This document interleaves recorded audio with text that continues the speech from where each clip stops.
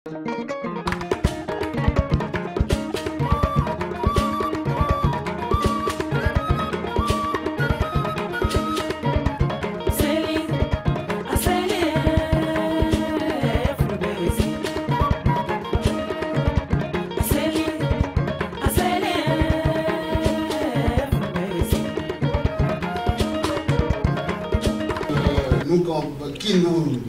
elle, notre référent, qui nous suivait à la DDC pendant des années, nous, fédération, pour aujourd'hui maintenant prendre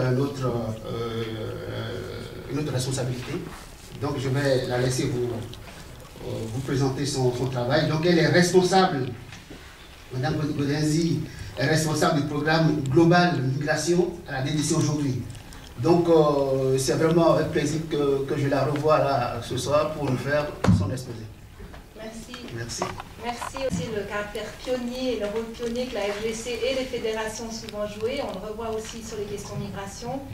À l'époque où le premier Carrefour se tenait, je soutenais activement la FGC pour le tenir sur le thème migration justement. Et aujourd'hui, nous avons mis sur pied au sein de la DDC une unité qui traite particulièrement des questions migration et développement depuis 3 ans. Et je crois qu'on se nourrit aussi quotidiennement des expériences que vous faites. Dans les rapports de proximité, c'est encore le cas ce soir avec ce premier prix Diaspora et Développement. Nous vous remercions pour ça. Et puis c'est vrai que je vais passer à un autre niveau. C'est un petit peu représentatif d'un certain partage des responsabilités. On est là avec une fédération qui est dans un rapport de proximité quotidienne avec des associations, avec des personnes engagées. Moi, je suis assise à Berne dans mon bureau avec des fonctions qui regroupent aussi en partie celle-ci, d'être proche des gens, des acteurs engagés dans le développement, mais aussi plus largement dans le débat politique international. Et je vais vous rendre compte un petit peu de ce que ça signifie pour nous d'être engagés et d'engager surtout la diaspora dans les stratégies de développement des pays d'accueil et d'origine. Donc, je vais essayer de le faire de façon assez claire et courte afin qu'on ait un petit temps pour la discussion. Peut-être d'abord, j'aimerais rappeler que quand on parle de la diaspora, on ne parle pas de tout le spectre de la réflexion migration et développement. C'est important. Parfois, on focalise là-dessus. C'est un point absolument essentiel, mais pas complet, je dirais, dans l'approche. D'autre part, quand on parle de migration et de diaspora, il faudrait éviter de donner toute la responsabilité aux migrants pour la question du développement des pays.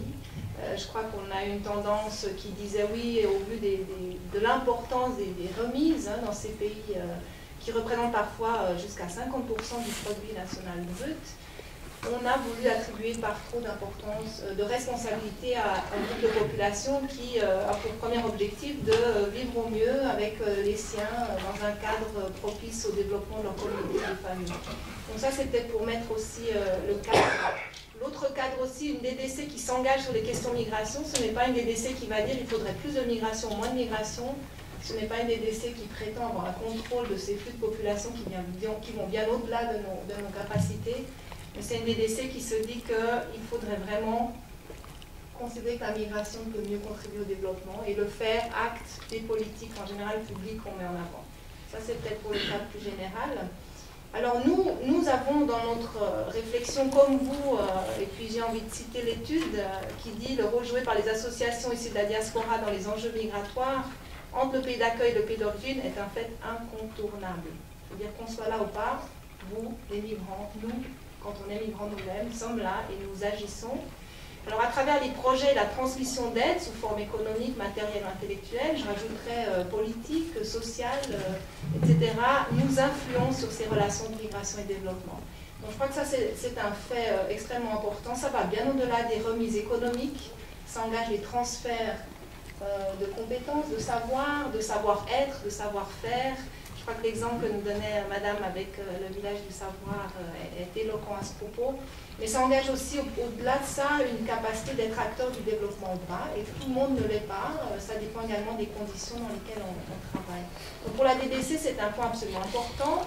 On vient d'avoir, en tant que, on s'appelle Programme Global Migration et Développement, une stratégie, un cadre stratégique qui a été approuvé par la direction de la DDC, qui concerne la période 2013-2017. Et dans cette stratégie, il est dit, il y a 5 axes, disons 3 axes thématiques, et l'un d'eux s'appelle « Contribution des migrants au développement ». Donc on a exprès pas cité diaspora comme terme, considérant que la contribution des migrants va parfois au-delà des groupes de diaspora constitués. Si on prend notamment en regardant les flux de migration dans le monde, toute la question des travailleurs migrants, ne serait-ce que entre l'Asie du Sud et les pays du Golfe, on n'appelle pas ces gens-là des diasporas. Ils sont pourtant un nombre important de représentants dans les pays, parfois jusqu'à 90% de la population, si je prends Dubaï, ces régions. Et ils ont aussi une action forte sur le développement. Donc voilà, la contribution des migrants au développement va au-delà de la diaspora, mais elle inclut la diaspora. Et comment est-ce qu'on le considère? Alors la DDC a un mandat de coopération internationale, donc n'a pas le mandat d'être actif en Suisse. C'est un mandat qui relève plutôt de l'Office des migrations, vous connaissez bien, qui travaille le plus activement aussi sur le champ de l'intégration, bien sûr sur le champ de la régulation de la loi sur les étrangers, mais aussi sur le champ de l'intégration. Nous avons comme mandat de travailler vis-à-vis du développement de la coopération et du pays dit d'origine du migrant. Donc on travaille sur la question de la diaspora, on va dire systématiquement d'une perspective du pays d'origine, à savoir, on s'est rendu compte que pour qu'une action de la diaspora, des migrants, ou toute action, mais prenons les migrants, puisse fonctionner, il faut qu'il y ait un cadre politique, régulatoire, même économique qui soit acceptable, qui servent à la promotion des intérêts des migrants. Si ce n'est pas toujours le cas, donc on travaille là-dessus en définissant, en appuyant, disons, les gouvernements partenaires et les acteurs influents à définir des cadres économiques et politiques qui soient favorables. Ça peut aller sur des choses simples, de considérer par exemple que pour beaucoup de migrants, vous êtes peut-être dans ce cas-là, il y a des problèmes de statut. Quelle nationalité j'ai? Suivant que si je suis devenue suisse entre-temps, est-ce que je peux agir dans mon pays comme si je suis vraiment citoyen? Donc ces questions de double nationalité sont un élément clé dans les politiques, par exemple vis-à-vis de la diaspora. Voilà des éléments sur lesquels on essaye d'agir dans le cadre de consortiums, souvent de différents acteurs, dans des pays particuliers et dans des régions, notamment en Afrique du Nord, en Afrique de l'Ouest, pour ce qui nous concerne, sur ces points-là. Donc ça, c'est un exemple un petit peu général. On agit aussi sur un cas politique vis-à-vis, on va dire peut-être plus de la gouvernance politique. Dans quelle mesure on accepte que des représentants de la diaspora, et on va travailler avec le Maroc en Tunisie sur ces questions-là, peut s'engager au niveau local pour influer sur des discussions, peut s'engager au niveau national. Beaucoup de pays constituent des bases représentatives. La diaspora devient un acteur comme la 6e Suisse, comme on a nous à l'étranger, mais dans ces pays également. Donc on essaie d'accompagner ces processus aussi sur place.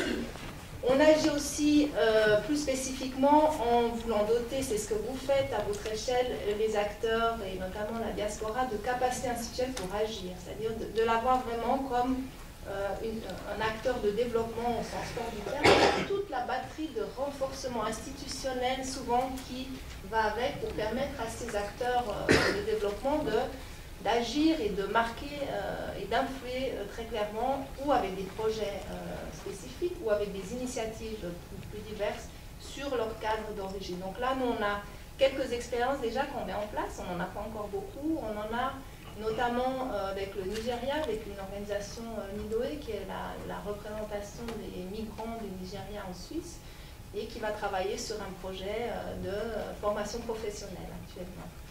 Nous travaillons aussi avec la Tunisie, alors de façon plus systématique, avec vraiment l'idée de renforcer les rapports bilatéraux en accent fortement avec la communauté tunisienne en Suisse, organisée, mais engagée aussi dans un dialogue politique et économique autour de la formation, notamment avec le pays d'origine.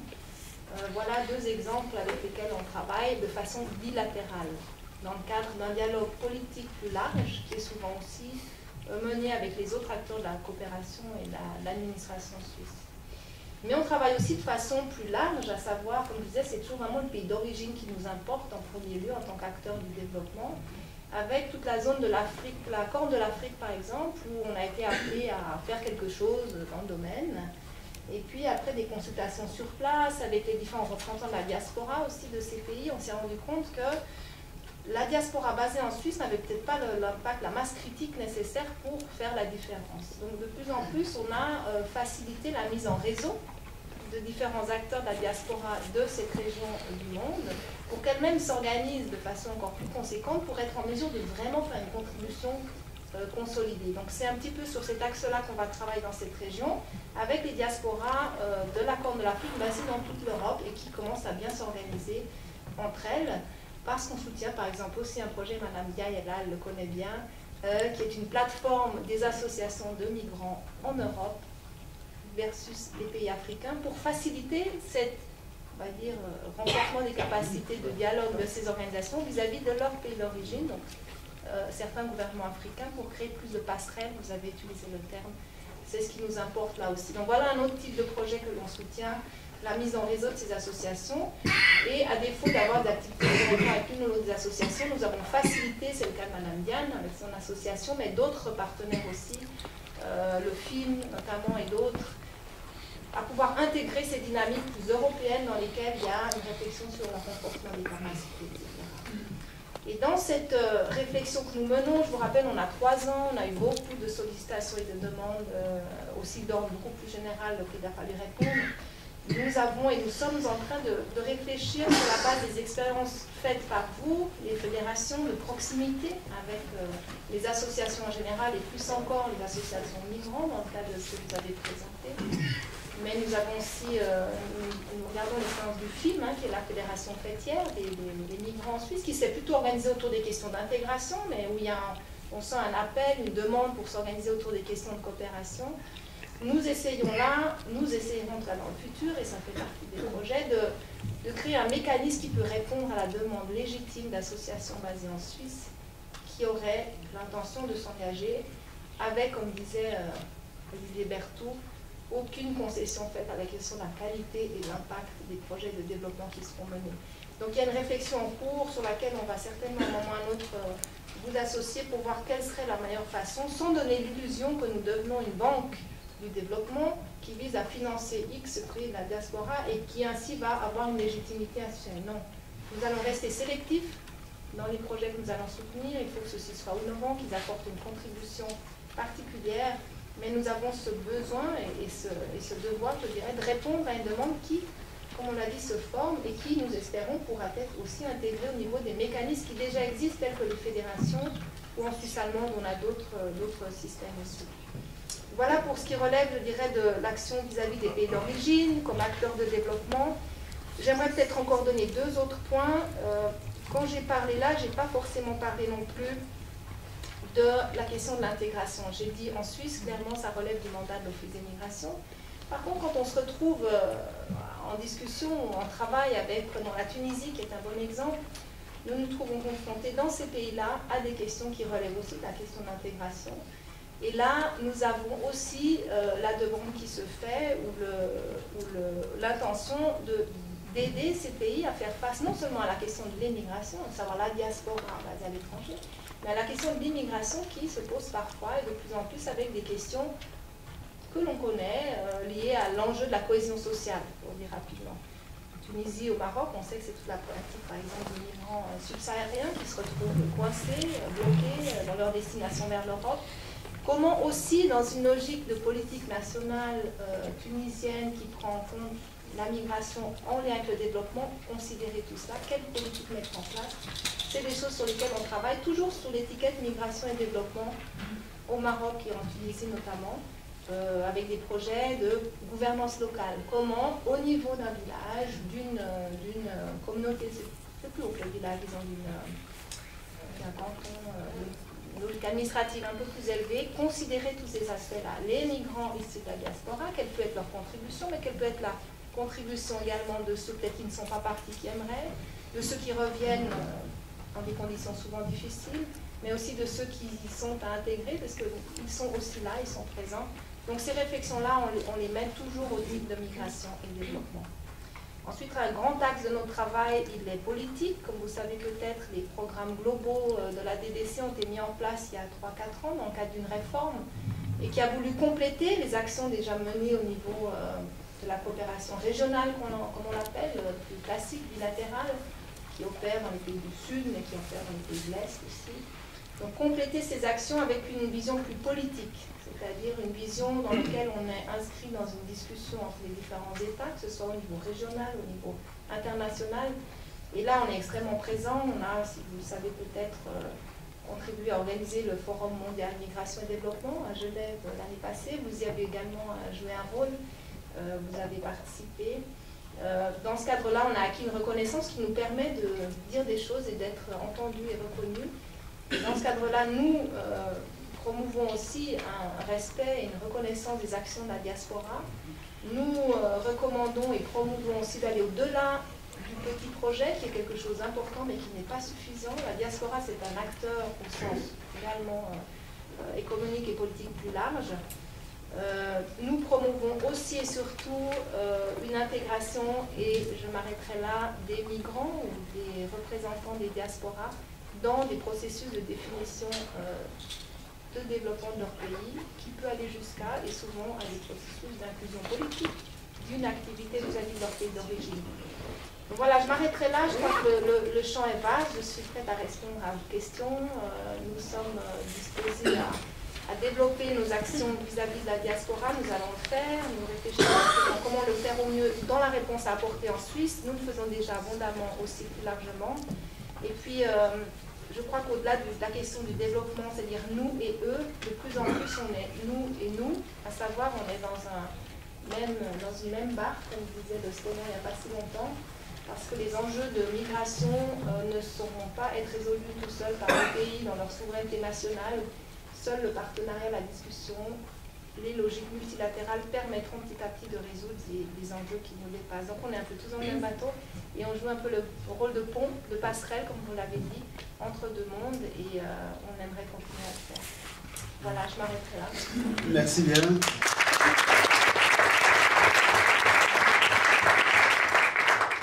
Les pays.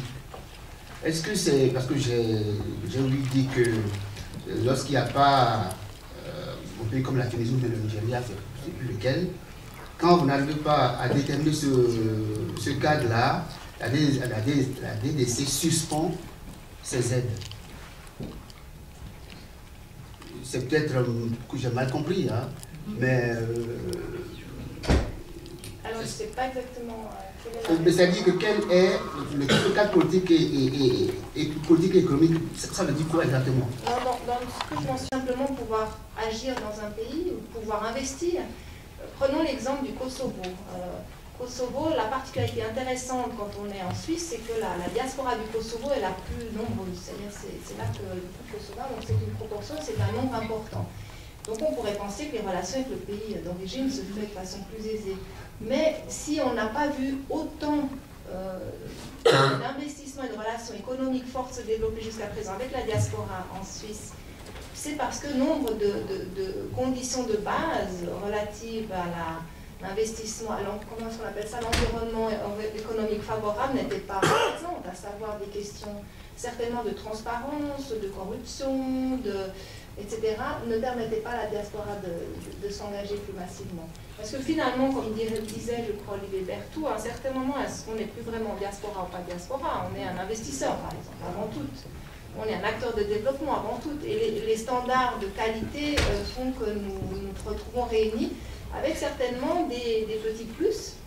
C'est le cas du village du savoir qui disait que grâce à ce lien maintenu par la maman, l'entrée, le premier contact a été possible et plus d'ouverture est possible. Mais pour le reste, le projet que vous décriviez ressemble fortement à un très bon projet, petit projet en matière d'éducation dans un village.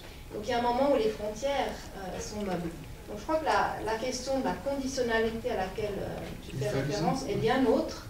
Elle a été avancée sur les questions migration, faisant partie d'un débat politique, où il était dit si les pays d'origine des migrants irréguliers en Suisse ne sont pas prêts à signer un accord de réadmission, comme on dit, il faudrait que la coopération, de façon générale, soit rompue avec ces pays. Ça n'a pas passé, heureusement. Nous avons beaucoup travaillé pour montrer que cette logique n'était pas pertinente pour des questions de droit, mais n'était surtout pas du tout efficace pour toute une série de raisons. Et donc ça n'a pas été le cas. Mais ça fait partie d'un débat politique suisse extrêmement intense, qui développe un indicateur qui permettra de voir dans quelle mesure la contribution des migrants a un impact, pas seulement les remittances, les remises, mais le travail des migrants a un impact sur le produit intérieur brut des pays. Pas seulement nos pays, parce qu'on a souvent des statistiques, mais les pays de moyenne importance. Donc voilà, il faut développer des outils pour rendre visible cette contribution On y apporte notre modeste contribution. Dans le cadre de ce programme global, depuis 3 ans, est-ce qu'on a repéré, identifié de bonnes pratiques, justement, de développement dans l'un ou l'autre des pays d'origine, dans un mouvement venu de la diaspora? Est-ce que là, il y a des exemples à donner sur le plan international qui sont probantes et dont la Suisse, au travers de son programme global, peut s'inspirer? Le lien entre le montant des remises et le rôle de la diaspora n'est pas évident et notable. Considérant que les remises se font, c'est un transfert économique qui se fait d'ailleurs très souvent de façon informelle et de façon absolument non contrôlée, sans aucune interférence. La diaspora active, c'est toute une démarche qualitative d'un autre ordre. Donc il n'y a pas forcément de parallélisme. Par contre, on aura certainement des liens avec l'investissement privé d'acteurs économiques, y compris de la diaspora. Mais on n'a pas comme ça, on a quelques pays qui ont une tradition. Je prendrais le Sénégal qui a développé, selon la communauté internationale, un modèle assez unique de relation avec sa diaspora. On a aussi le Mali qui a eu avant la crise. On a le Maroc qui a une certaine force de relation avec sa diaspora. Les pays d'Amérique latine certainement, mais avec d'autres pays que la Suisse, c'est souvent en fonction de la présence des diasporas dans le pays d'origine. Les pays d'Amérique latine ont eu, et ça a changé avec la situation de l'Espagne, de fortes interactions stabilisées dans les 5 dernières années, mais qui malheureusement, au vu de la situation en Espagne, s'est fortement dégradée. Donc voilà, mais c'est une réflexion à poursuivre, mais il n'y a pas comme ça au niveau modélisation quelque chose de clair. Et nous partons du principe que les critères clés sont la présence, la masse critique de la diaspora vis-à-vis du pays d'origine et la disposition du pays d'origine et de la Suisse de nouer un dialogue autour de ça. Voilà, le Kosovo semble un cadre parfait, le Mali peut-être moins au vu de peu de Maliens en Suisse, ce qui n'empêche pas que un petit projet de qualité a toutes les raisons d'être soutenu par les mécanismes en place existants et pas forcément par notre programme directement. Merci. Oui. Qui répond un tout petit peu à la question qui était posée avant, et c'est une question pour les fédérations en général, c'est dans quelle mesure les fédérations actuellement peuvent mettre en place des activités pour aider les petits projets. Donc, à l'occurrence, c'est de transformer un migrant, une idée en moteur de développement. Et dans ces cas-là, une suggestion, et c'est lié une suggestion qui était liée à la question d'avant, c'était d'accompagner les migrants pour le développement, pour les donner les outils pour développer des projets de recherche. Et j'ai vu dans la formation que la FGC et la FEDEVAC ont proposé, c'est qu'effectivement, apparemment, les niveaux étaient très hauts. Donc, dans ces cas-là, c'est dans quelle mesure vous allez jouer un rôle des fédérations. L'autre question et l'autre axe, c'est lié à la professionnalisation. Et puis, comme vous l'avez dit, aller au-delà des petits projets. J'aimerais connaître plus ou moins clairement comment les groupes de migration et développement peuvent introduire ou inclure des autres acteurs comme les scientifiques. Car aujourd'hui, par exemple, j'ai trouvé intéressant d'avoir des projets des scientifiques. C'est très connu par la DDC quand même qu'il y a un groupe qui travaille soutenant les projets scientifiques qui sont un impact plus important. Et dans quelle mesure on peut essayer d'établir ces liens entre scientifiques et les petits projets qui actuellement sont des développements, de la migration et du développement. Comment répondre aux demandes suisses? Il y a certainement des expériences intéressantes avec le TFL par exemple. Le TFL qui a organisé déjà un travail régulier avec la diaspora scientifique. Et dans le cadre du projet tunisien que je mentionnais, nous allons faciliter ces interactions-là. Quant au groupe Migration et Développement, je crois que c'est la conviction avant tout qui va permettre de faire les choses. La mobilisation, ça semble être un plus dans le programme qui était mentionné tout à l'heure. Je crois qu'on peut que le soutenir. C'est des coopérations entre différents professions ont différentes assets, capitaux de chacun des migrants qui peuvent donner des fruits. Voilà, donc nous allons et nous considérons qu'un travail focalisé avec les réseaux, notamment au centre de diaspora scientifique, peut certainement amener beaucoup aussi au pays d'origine, et nous allons voir comment est-ce qu'on pourrait construire ça également. Peut-être quand on dit petit projet, quand je dis petit projet, ne voyez aucun regard critique sur cette notion-là. Je suis juste en train de voir la différence de rôle les uns des autres. Un petit projet peut être mené de façon extrêmement professionnelle, au même titre qu'un gros projet avec une diaspora scientifique peut être mené de façon tout à fait catastrophique. Donc ce n'est pas un jugement de qualité, c'est une considération de type d'impact et de différenciation des rôles que l'on a quand on est, vous savez, à Berne, on était 3 au début, on est plus, mais on est absolument incapable de répondre ne serait-ce qu'à la demande qui devrait surgir dans cette salle-là. D'où l'importance des complémentarités d'action avec d'autres types d'acteurs, des fédérations qui, elles, ont eu cette intuition et cette capacité d'être en lien avec vous et de vous intégrer dans le cadre, comme tu disais, des 95% des engagés du développement qui sont suisses et de créer plus de liens. Et je crois que les exemples européens, je comprends la Hollande, l'Allemagne, qui ont beaucoup plus travaillé depuis plus longtemps que la Suisse en termes formels, on voit progressivement une fusion, c'est-à-dire l'association qui était strictement diaspora devient association de développement avec une forte composante diaspora, et les associations de développement deviennent aussi inspirées un peu par les migrants. Donc on a une espèce d'unification versus la qualité des propositions. Par contre, dans le dialogue politique, il est important et la distinction se maintient souvent. Et féliciter surtout l'association lauréate. Avant de donner une information précise au monsieur qui est devant, qui demandait quel exemple de pays on peut citer à l'heure actuelle qui a pu de façon notoire bénéficier de l'apport économique de la diaspora. Je voudrais lui dire que le Cap-Vert, par exemple, est sorti des paiements grâce à l'apport des Cap-Verdiens de l'extérieur. Donc, comme vous le savez, il y avait 49 pays qu'on appelle les pays les moins avancés, et à l'heure actuelle, ils sont 48, parce que le Cap-Vert est sorti grâce à l'apport économique de sa diaspora. Et deuxièmement, je voudrais encore faire un appel en direction du savoir au village pour lui dire que c'est une initiative salutaire qu'il faudrait vraiment répercuter dans beaucoup d'autres pays africains. Espace Afrique avait mis en place un programme de 2000 à 2007 d'alphabétisation fonctionnelle des femmes suivi d'un microcrédit.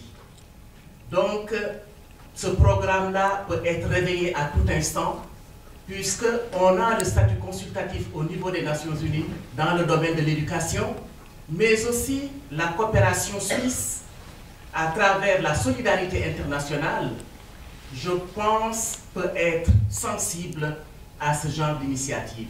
Donc, en étant ici, je prendrai vos contacts et on va essayer, puisqu'il s'agit de faire du réseautage et du partenariat, pour que les associations entre elles puissent se soutenir, s'entraider et aller vers le casse-tête du financement, comme on a dit, parce que la plupart du temps, c'est ça le nerf de la guerre. Merci beaucoup.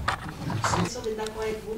Oui, si on développait et tout le monde avait accès à toutes les ressources et tous les désirs, on n'aurait peut-être pas de migration, mais même pas. Je crois que les recherches prouvent que, particulièrement, ce n'est pas les plus pauvres qui migrent, ils n'ont pas les moyens de se déplacer, sauf en cas exceptionnel de crise politique ou de crise environnementale, où deviennent alors là une migration forcée.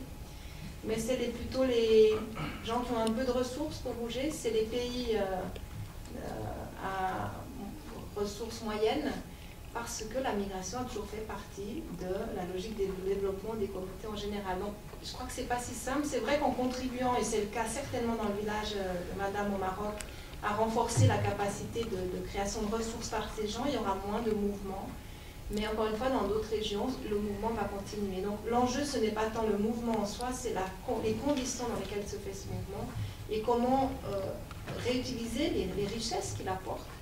Et quand je dis les richesses, ce n'est pas oublier les grandes difficultés, les malheurs souvent qui sont associés à la vie des migrants, mais c'est de valoriser le capital. La Suisse a été construite sur une logique de migration, bien d'autres pays, on l'oublie. Voilà, donc c'est comment accompagner ça, à la fois en travaillant dans les conditions des pays d'origine, dans les villages, pour rendre plus intéressant la vie sur place, mais aussi en accompagnant le mouvement de façon générale. Ok. Je suis membre du groupe du travail Migration et Développement depuis le début. Et en même temps, parce que ça rejoint votre intervention, madame, je suis coordinateur d'une ONG, Agence de développement de statut général des Nations Unies. Donc, c'est le lien entre migration et développement, c'est à la fois au niveau national ou au niveau local. Ma question est précise, à deux volets. Premièrement, que peuvent apporter les fédérations aux associations de développement d'une manière précise, et quel est le cahier de charge? Qu'est-ce que vous attendez, vous, des décès des fédérations de développement, puisque les fédérations, leur mission, leur objectif, c'était le développement, pas la migration. Maintenant qu'on a le groupe de travail et on avance dans le travail, qu'est-ce que vous attendez? Quels sont les moyens mis en œuvre pour la réalisation de ces objectifs? Et merci. C'était bref, je me parlais bilatérale sur les questions de migration. Et je crois que si on a pu le faire récemment, et je m'excuse d'être un peu long dans mes réponses, si je prends l'exemple de la Tunisie et du Maroc, qui sont des pays où il y a un intérêt migratoire suisse, pour des raisons que vous connaissez, mais au-delà de ça, il y a un intérêt pour les questions de développement et de mieux considérer les migrants et la migration comme facteur de développement pour le bénéfice des pays d'origine aussi, et pour le nôtre, puisque ça va certainement changer à terme l'image aussi des Marocains, des Tunisiens en Suisse, qui, comme acteurs engagés, vont modifier une image très souvent malmenée et faussée, puisque basée sur des aspects qui ne sont pas la majorité.